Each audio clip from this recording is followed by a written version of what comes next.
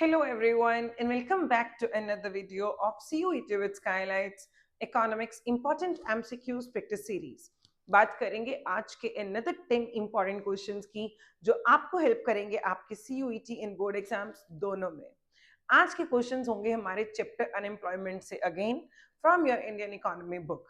तो स्टार्ट करते हैं आज का फर्स्ट क्वेश्चन एंड वो question is in which of the following type of unemployment the marginal productivity of a worker is zero। तो देखिए what is marginal productivity? Marginal productivity means जो हर additional person, जो हर additional worker आप add on कर रहे हो वो कितनी productivity रख रहा है, उसकी productivity क्या है। ओके तो obviously हम यहाँ पे seasonal unemployment की बात करें, नो seasonal unemployment में हम number of workers की बात नहीं कर रहे हैं, season के कारण unemployment की बात करते हैं।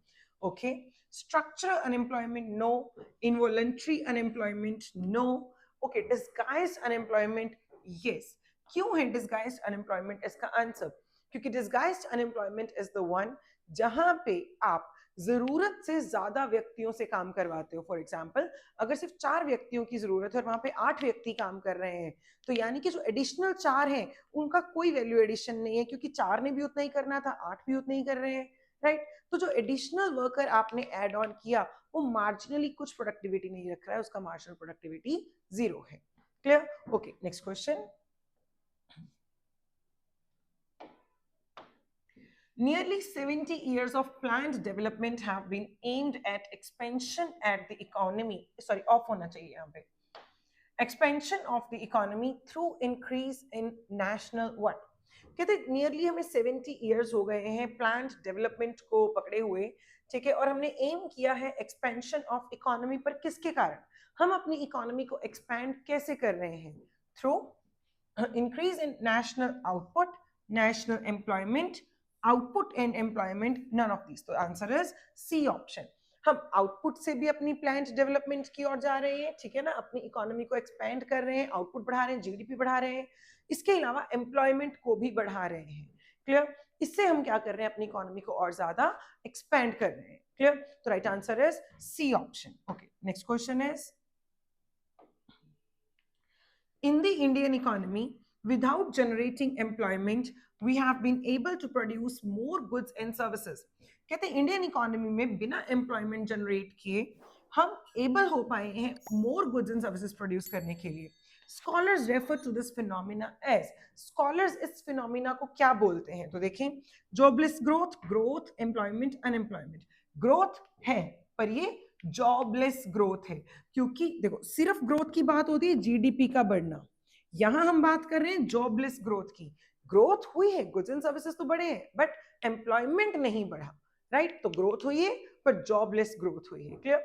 एम्प्लॉयमेंट तो है ही नहीं क्योंकि वो तो हमने क्रिएट ही नहीं किया, जनरेट ही नहीं किया। अनएम्प्लॉयमेंट की बात नहीं हो रही, बात हो रही है सिर्फ जॉबलेस ग्रोथ की। Clear? Okay next question. GDP growth which is technology driven leads to a situation of, ऐसी GDP growth जो टेक्नोलॉजी पे डिपेंडेंट होके हो रही है, टेक्नोलॉजी ड्रिवन है, कहते हैं उससे कौन सी सिचुएशन इंडिया में आएगी? Casualization of workforce, jobless growth, structural changes, none of these. देखिए कैजुअलाइजेशन ऑफ वर्कफोर्स नहीं होगा क्योंकि कैजुअलाइजेशन ऑफ वर्कफोर्स में कैजुअल ज्यादा होती है लेबर। क्लियर? और कैजुअल लेबर को टेक्नोलॉजी ड्रिवन का नहीं पता। Clear? Okay structural changes no, the answer is jobless growth क्योंकि जब टेक्नोलॉजी आएगी तब एम्प्लॉयमेंट पे इंपैक्ट आएगा, एम्प्लॉयमेंट अफेक्ट होगा। क्लियर? कितने सारे लोग अनएम्प्लॉयड हो जाएंगे टेक्नोलॉजी के कारण। तो answer is jobless growth. Okay next question. Cyclical unemployment refers to, तो साइक्लिकल अनएम्प्लॉयमेंट होती है जो इकोनॉमी में साइक्लिकल चेंजेस आने से हो। These are the cycles, the ups and downs, the fluctuations, ठीक है, this recession, depression, the boom में तो चलो क्या ही बात होगी, recession, depression, ये जो cycles है इस टाइम पे। तो देखिए cyclical unemployment refers to voluntary unemployment no, क्योंकि voluntary unemployment तो unemployment ही consider नहीं होती, इनवॉलंटरी अनएम्प्लॉयमेंट ही अनएम्प्लॉयमेंट कंसीडर होती है। Okay disguised unemployment no, seasonal unemployment no, unemployment during recessionary phase of a trade cycle, yes, the right answer is D option. Next question is after the workers lost their jobs in 1980s, which city experienced an economic recession and communal riots? Ahmedabad, Mumbai, Prayagraj, Bengaluru. The answer is Ahmedabad. Next question. The sum of value of all final goods and services. The sum of the value of. Sum means total.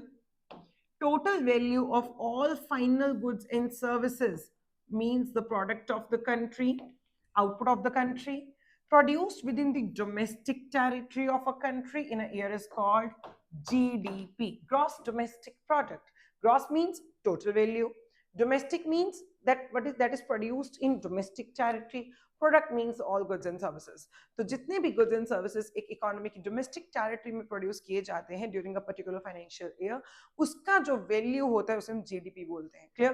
तो देखें, net national product no, net domestic product no, gross domestic product yes, gross national product no. The right answer is C option. Our next question is, which of the following is a developmental indicator for a country? एक country का developmental indicator क्या है इसमें? Growth of employment, growth in GDP, both A and B, neither A nor B. Developmental indicator, तो developmental indicator का मतलब देखो, एक होती है growth, एक होती है development. Growth is economic indicator, development is economic and social indicator. तो देखें, employment में भी growth हो, जीडीपी में भी ग्रोथ हो, इन दोनों से हमारी इकोनॉमी की डेवलपमेंट का पता लगता है. The answer is A and B, that is C option. Next question. Jobless growth leads to unemployment. Jobless growth होती है, अनएम्प्लॉयमेंट, जॉबलेस ग्रोथ से अनएम्प्लॉयमेंट होती है क्योंकि देखें, labour refuses to migrate, no. Labour is very expensive, no. GDP growth is slow, growth is due to technology. देखो, growth होती है पर वो टेक्नोलॉजी के कारण होती है, जॉब्स के या एम्प्लॉयमेंट के कारण नहीं होती. क्योंकि देखो, ग्रोथ आउटपुट पे भी डिपेंड करती है, एम्प्लॉयमेंट पे भी डिपेंड करती है. हम लोग यहाँ पे आउटपुट को ग्रो कर लेते हैं टेक्नोलॉजी से, पर हम एम्प्लॉयमेंट को जनरेट नहीं कर पाते, एम्प्लॉयमेंट से ग्रोथ नहीं कर पाते, इसीलिए that is called jobless growth. Next question. This is the last question of today's video. The process of moving from self employment या रेगुलर सैलरीड एम्प्लॉयमेंट से जब कैजुअल वेज वर्क की तरफ जाते हो तो उसे क्या बोलते हैं? इस प्रोसेस को हम बोलते हैं कैजुअलाइजेशन ऑफ वर्कफोर्स. तो देखिए, ए ऑप्शन ही सही है, the casualisation of workforce. Jobless growth गलत, स्ट्रक्चरल चेंजेस ये भी गलत. Right answer is A option. तो ये थे आज के 10 इंपॉर्टेंट क्वेश्चंस जो आपको हेल्प करेंगे आपके सीयूईटी एंड बोर्ड एग्जाम्स दोनों में. अगर आपको ये वीडियो अच्छी लगे तो kindly like and share this video with your friends, and also please subscribe this channel. Thank you.